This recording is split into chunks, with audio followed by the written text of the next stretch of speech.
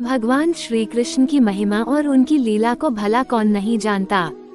द्वापर युग में भगवान विष्णु के अवतार के रूप में आए श्री कृष्ण ने कई लीलाएं रची। वे विष्णु के 10 में से 8वें अवतार थे। इसी अवतार में उन्होंने गीता का उपदेश दिया, जो जीवन जीने की सही ढंग को सिखाती है।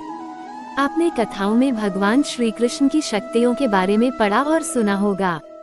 वे 64 कलाओं में दक्ष थे, जो चाहे जब चाहे कर सकते थे।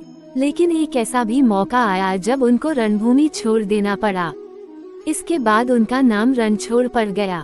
ऐसे में आपके मन में उत्सुकता होगी कि भगवान श्री कृष्ण को आखिर क्यों रणभूमि छोड़ना पड़ा। तो चलिए आपको इसके पीछे की कहानी बताते हैं। मगध के राजा जरासंध की इच्छा थी कि वह एक यज्ञ करेगा और उस यज्ञ में पशुओं के बजाय 100 राजाओं की बलि देगा। इसलिए उसने एक एक कर राजाओं से युद्ध किया और कई राजाओं को हराकर उन्हें बंदी बना लिया। इसके बाद उसने भगवान श्री कृष्ण को युद्ध के लिए ललकारा, लेकिन श्री कृष्ण से युद्ध करने के लिए उसने यवन देश के राजा काल्यवन को अपने साथ मिला लिया।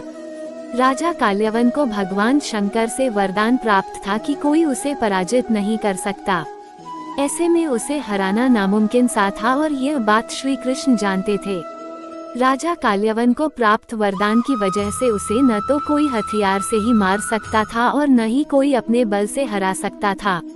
वो खुद को अजेय अमर समझने लगा था। ऐसे में श्री कृष्ण ने युद्ध भूमि छोड़ने का फैसला किया और एक गुफा में जाकर छिप गए।